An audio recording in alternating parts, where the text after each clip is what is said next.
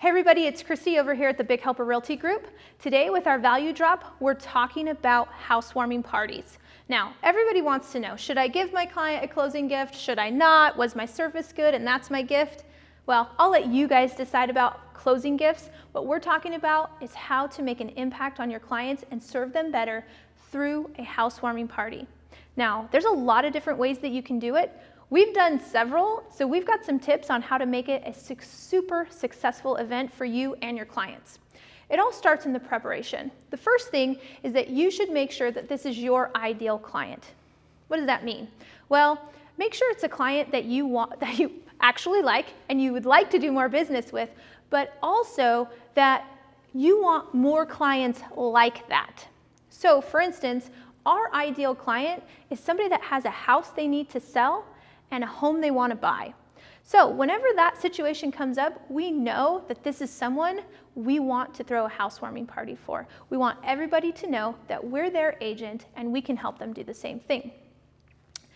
After you make sure that it's your ideal client, you need to set a budget. How much can you spend on this event?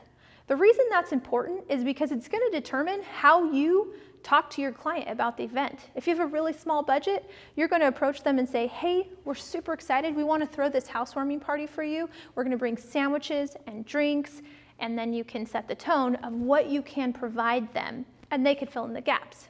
If you've got a little larger budget, you can approach your client and say, hey, here's 3 menus. Which one would you like? So it's really important that you know up front, what can you spend on this? And also in the preparation, you need to make assignments. Who's doing what? Are you going to be bringing the decorations, or are they going to be providing the decorations? Are you going to be bringing all the supplies, paper plates, forks, napkins, or is that something you need them to do? So be very clear so that on the day of, you don't show up with all the food and nothing to serve it on. And then again, you want to make sure that if you're in charge of tablecloths, that you have that ahead of time. You also want to make assignments on how are the invitations going to get distributed.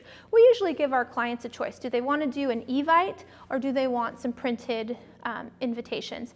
And do they want us to send them out on behalf of them? And we will. You send me the address list, I will absolutely stamp and send all of those letters. It's really up to the client. We kind of let them decide. Now, on the day of the event, you want to show up early. Again, we don't want this to be something that's stressful for our client, so we show up early, ready to serve. You make sure that you are dressed and prepared, ready to serve your client, because that's how you're going to make the big impact with everybody at the event.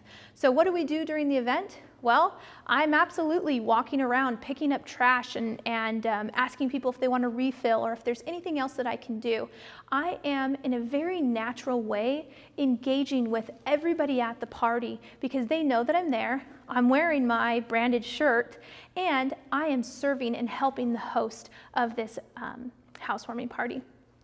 One of the other things that we've done that adds a massive amount of value is we have a Facebook event for the housewarming party. And this is huge because what we also do is we bring our photographer and we provide a photo booth. It's an amazing experience for our client. Everybody who comes through the door to celebrate their new home stops by our photo booth. We've got some funny, dress up things that help make it fun, a sign that says welcome home, and then the client's last name.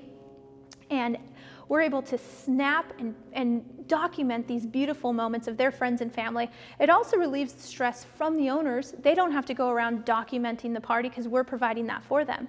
And then through our Facebook event, we're able to upload all those photos and tag all the attendees so they can relive and share in the moment. It also gives us a really great opportunity, again, to in a very natural way engage with our clients' friends and family. I make sure that I go around and ask everybody, did you have a chance to stop by the photo booth? Make sure that you sign in and congratulate them on their brand new home. So it's a really, really great way. Now, a lot of times we'll actually, after all the food is served and people are settling down, we'll go ahead and duck out so that they can enjoy their friends and family in a very natural way. Or we recently had one where we stayed and we cleaned up. It's really a time to be flexible and meet the needs of your client. Now, what do you do after the housewarming party? You can absolutely follow up. Through that Facebook event, you want to make sure that you thank everybody, and also is it okay to ask your client to introduce everybody to their amazing real estate agent? Absolutely. We ask our clients to make sure that they introduce us to everybody they possibly can. And you know what? They want to. They're so excited that you're hosting this event for them that they naturally want everybody to know, that's my agent. And if you need anything to do with real estate, please contact them. So after it's all done, if you've got that mailing list, make sure you send out some thank you cards and follow up with your client and make sure that it was a success for them, and then get those photos to everybody because they're going to want to relive the magic of that.